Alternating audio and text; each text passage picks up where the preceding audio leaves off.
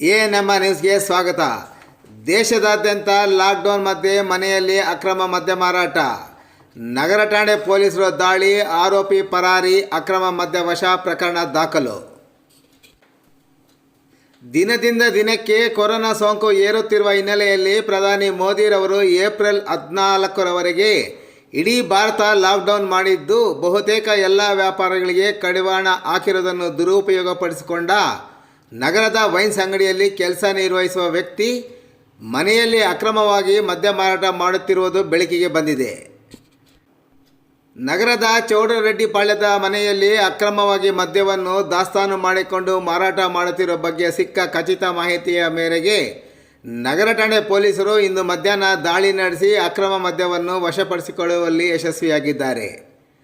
ಮಾರಾಟ ಮಾಡುತ್ತಿದ್ದ ಆರೋಪಿಯನ್ನು ನಗರದ ಗುಪ್ತಾ ವೈನ್ಸ್ನಲ್ಲಿ ಕೆಲಸ ನಿರ್ವಹಿಸುವ ಕಾರ್ಮಿಕ, ಮೂಲತಃ ನೆರೆಯ ಆಂಧ್ರ ಪ್ರದೇಶದ ನಿವಾಸಿ ಮಂಜುನಾಥ್ ಎಂದು ಗುರುತಿಸಲಾಗಿದೆ. ನಗರದ ಚೌಡರೆಡ್ಡಿಪಾಳ್ಯದ 4ನೇ ಕ್ರಾಸ್ನಲ್ಲಿ ವಾಸವಾಗಿದ್ದ ಆತ ಮನೆಯಲ್ಲೇ 2.5 ಕೇಸ್ ಬೀರ್ ಬಾಟಲ್ ಮತ್ತು 3 ಕೇಸ್ ಇತರೆ ಮದ್ಯವನ್ನು ದಾಸ್ತಾನು ಮಾಡಿಕೊಂಡು ಮನೆಗೆ ಹೊಂದಿಕೊಂಡಿರುವ ಅಂಗಡಿಯ ಮೂಲಕ ಮಾರಾಟ ಮಾಡುತ್ತಿದ್ದ ಎನ್ನಲಾಗಿದೆ.